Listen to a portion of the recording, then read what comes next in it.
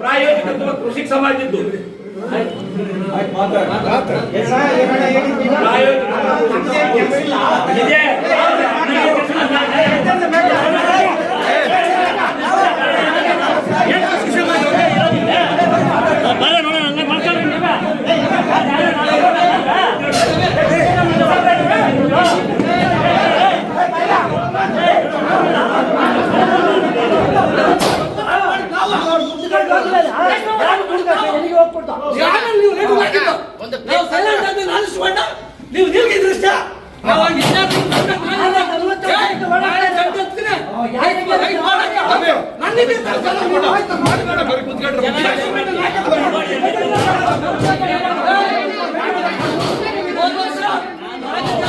ಶಿಡ್ಲಘಟ್ಟದಲ್ಲಿ ರೈತ ದಿನಾಚರಣೆ ಅಂಗವಾಗಿ ನಗರದ ಶ್ರೀಶಕ್ತಿ ಭವನದಲ್ಲಿ ಏರ್ಪಡಿಸಲಾಗಿದ್ದ ಕಿಸಾನ್ ಗೋಷ್ಠಿ ಕಾರ್ಯಕ್ರಮವನ್ನು ಕೃಷಿ, ರೇಷ್ಮೆ, ತೋಟಗಾರಿಕೆ, ಕೃಷಿ ತಂತ್ರಜ್ಞಾನ ನಿರ್ವಹಣಾ ಸಂಸ್ಥೆ ಆತ್ಮ ಹಾಗೂ ಕೃಷಿಕ ಸಮಾಜ ಸಹಯೋಗದಲ್ಲಿ ನಡೆದ ಭಾರತದ 5ನೇ ಪ್ರಧಾನಮಂತ್ರಿ ಚೌಧರಿ ಚರಣ್ ಸಿಂಗ್ ಜನ್ಮದಿನವನ್ನು ರೈತ ದಿನಾಚರಣೆಯಾಗಿ ದೇಶಾದ್ಯಂತ ಆಚರಿಸಲಾಗುತ್ತಿದೆ.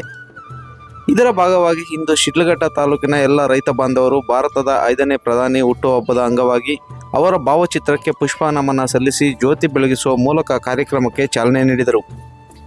ವೇದಿಕೆಯಲ್ಲಿ ಕೃಷಿಕ ಸಮಾಜ ನಿರ್ದೇಶಕರ ಜೊತೆ ರೈತ ಸಂಘದ ಮುಖಂಡರು ವೇದಿಕೆಯನ್ನು ಹಂಚಿಕೊಂಡಿದ್ದರು. ಕಾರ್ಯಕ್ರಮದಲ್ಲಿ ಹಲವರು ತಮ್ಮ ಅಭಿಪ್ರಾಯಗಳನ್ನು ಹಂಚಿಕೊಂಡು ರೈತರ ಪರವಾಗಿ ಭಾಷಣ ಮಾಡಿದ ಮುಖಂಡರು. ಕೃಷಿಕ ಸಮಾಜ ನಿರ್ದೇಶಕ ಮುತ್ತೂರು ಕೆಂಪೇಗೌಡ ಮಾತನಾಡುವಾಗ ತಾದೂರು ಮಂಜುನಾಥ್ ಮತ್ತು ಅವರ ಮಧ್ಯೆ ಸಣ್ಣದಾಗಿ ಚರ್ಚೆ ನಡೆಯಿತು. ಇದ್ದಕ್ಕಿದ್ದಂತೆ ರೈತರು ಉದ್ವೇಗಕ್ಕೆ ಒಳಗಾಗಿ ಸ್ವಲ್ಪ ಸಮಯ ಗೊಂದಲದ ವಾತಾವರಣ ಸೃಷ್ಟಿಯಾಯಿತು.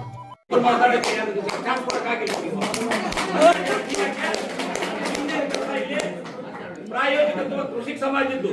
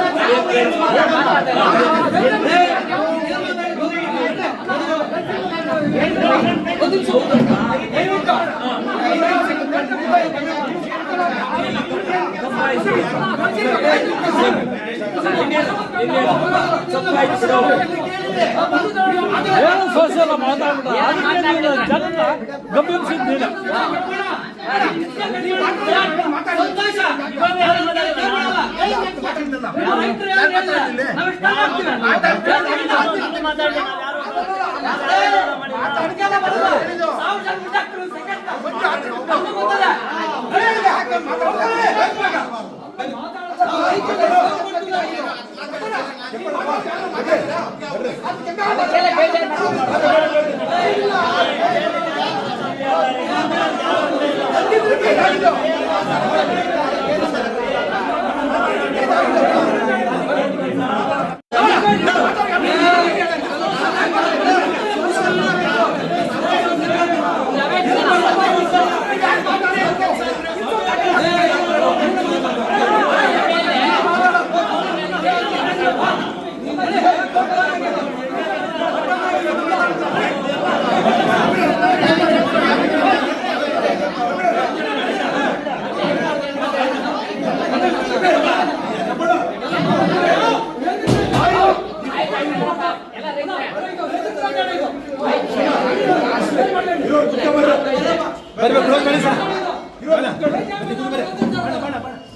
ನಂತರ ಕೃಷಿ ಇಲಾಖೆಯ ಸಹಾಯಕ ನಿರ್ದೇಶಕ ರವಿ ಎಲ್ಲ ರೈತರನ್ನು ಸಮಾಧಾನ ಮಾಡಿ ಕಾರ್ಯಕ್ರಮವನ್ನು ಮುಂದುವರಿಸಿದರು.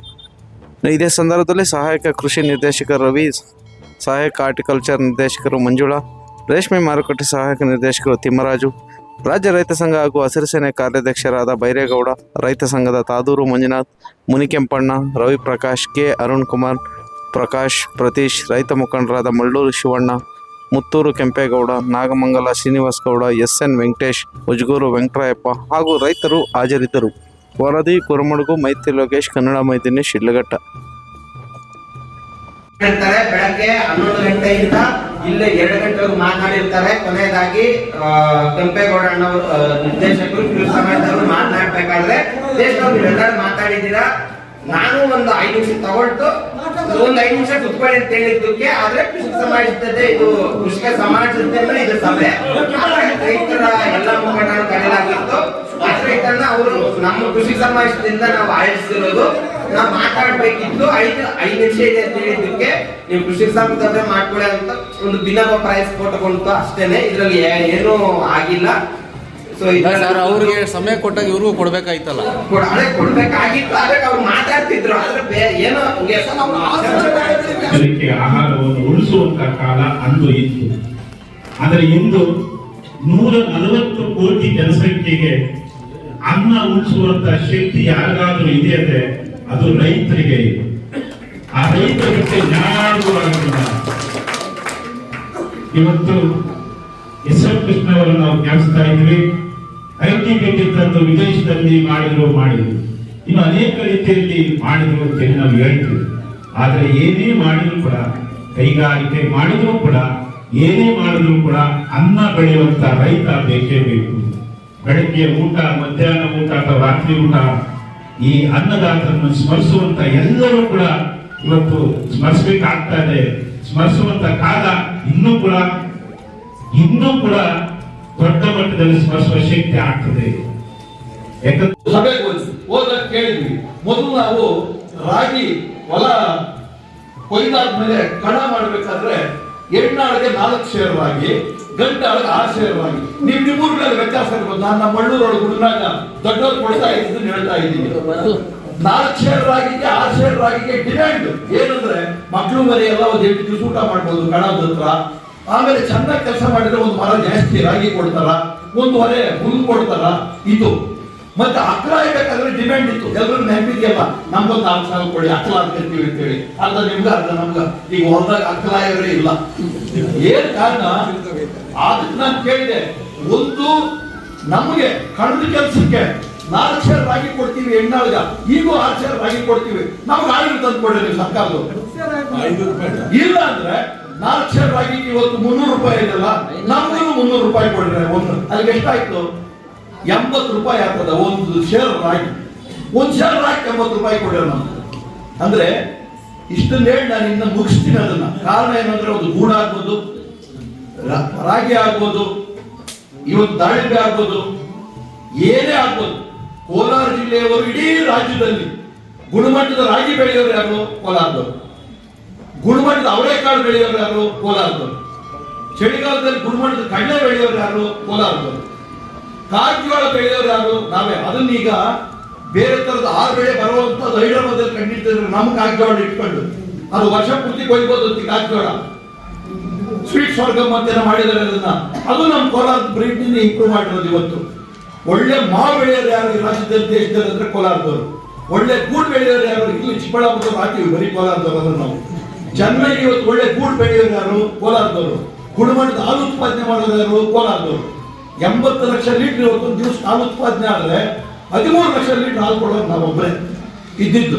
ಈಗ ಹಾಸನ 1ನೇ ಜಾಗಕ್ಕೆ ಬರ್ತಾ ಇದೆ, ಮಂಡ್ಯ 2ನೇ ಜಾಗಕ್ಕೆ ಬರ್ತಾ ಇದೆ, ನಾವು 3ನೇ ಜಾಗಕ್ಕೆ ಬರ್ತಾ ಇದ್ದೀವಿ. ಟೊಮೊಟೊ ಇಡೀ ದೇಶದಲ್ಲಿ ಚೆನ್ನಾಗಿರೋ ಟೊಮೊಟೊ ಬೆಳೆಯೋದು ಯಾರು? ನಾವೇ. ಗೂಡು, ಹಾಲು, ಟೊಮೊಟೊ, ಹಣ್ಣು, ತರಕಾರಿ, ದ್ರಾಕ್ಷಿ ಯಾವುದೋ ಬ್ಯಾಗ್ದಲ್ಲಿ ಒಂದೊಂದು ವೆರೈಟಿ ಬೆಳೀತಾರೆ. ವೈನ್ ವೆರೈಟಿ, ಕಪ್ಪುದು, ಬಿಳಿಯೋದ್ರಲ್ಲಿ ಸೀಡ್ಲೆಸ್ಸು, ಕರಿಯೋದ್ರಲ್ಲಿ ಸೀಡ್ಲೆಸ್ಸು, ಯಾವ್ಯಾವ ವೆರೈಟಿ ಇದಾವೋ ಎಲ್ಲ ನಮ್ಮ ಕೋಲಾರದಲ್ಲಿ, ನಮ್ಮ ಚಿಕ್ಕಬಳ್ಳಾಪುರದಲ್ಲಿ ದ್ರಾಕ್ಷಿಗಳು ಸಿಗ್ತವೆ. ಎಲ್ಲ ನಾವು ಬೆಳೆದೇನಾಗಿದ್ದೀವಿ. ಈಗಾಗಲೇ ಅವಾಗೆ ನಮ್ಮ ಸ್ನೇಹಿತರುಗಳು ಪ್ರಸ್ತಾಪ ಮಾಡಿದರು. ಭೂಮಿ ಡಾಕ್ಟರ್ ಸ್ವಾಮಿನಾಥನ್ ಅಂತಕ್ಕಂಥವರು ಇಡೀ ಪ್ರಪಂಚದಲ್ಲಿ ಹೆಸರಾಗಿರ್ತಾರೆ. ಉಳಿಯಲ್ಲ, ಅದನ್ನ ಮಾರ್ಕೆಟ್ ತರಲಿಕ್ಕೆ ಆಗಲ್ಲ. ಎಲ್ಲ ಹುಡುಕೂ ಎಲ್ಲಕ್ಕೂ ಕೀಟ ಹೊಡೆದೇ ಇರ್ತದೆ, ಎಲ್ಲ ಬೆಳೆದು. ಅಲ್ಲ ಸ್ವಾಮಿ, ಇದು ಸೌತೆಕಾಯಿ ಎಲ್ಲವೂ ಅದೇ ಒಳಗೆ ನೋಡಿದ್ರೆ ಎಲ್ಲ ಹುಡುಗಿರ್ತದೆ. ಅದನ್ನ ತಿನ್ಲೇಬೇಕು. ಇನ್ನು ಬಿಟ್ಟರೆ ಬೇರೆ ಮಾರ್ಗ ಇಲ್ಲ. 1966ನೇ ಇಸ್ವಿಯಲ್ಲಿ ನಮ್ಮ ದೇಶಕ್ಕೆ ಬರ ಬಂತು. ಆವಾಗ ಇವರು ಲಾಲ್ ಬಹದ್ದೂರ್ ಶಾಸ್ತ್ರಿಗಳು ಪ್ರಧಾನಮಂತ್ರಿಗಳಾಗಿದ್ದರು. ಆಗ ಅಮೆರಿಕದಿಂದ ಬಿಳಿ ಜೋಳ ಬಂತು. ಇಲ್ಲಿ ರೈತ ಕೇಂದ್ರ ಬಿಂದುವಾಗಿ ಇಲ್ಲಿ ನಾವೆಲ್ಲರೂ ಸೇರಿದ್ವಿ. ನಾವೆಲ್ಲ ಒಂದೇ ಮನೆಯವರು, ಯಾರು ರೈತರಿಲ್ಲ, ಬೇರೆ ಬೇರೆ ಮಾಡ್ಕೊಂಬಾರ್ದು. ಏನೋ ಆಕಸ್ಮಿಕವಾಗಿ ಮಾತಾಡಲ್ಲ, ಇವನು ಸ್ವಲ್ಪ ವ್ಯತ್ಯಾಸ ಕಂಡು ಬರ್ತಾವ. ಅದನ್ನೆಲ್ಲ ನಾವು ರೈತರೇ ಇರೋದ್ರಿಂದ ನಮಗೆ ನಾವೇ ತಿಳಿ ಹೇಳ್ಕೊಬೇಕು.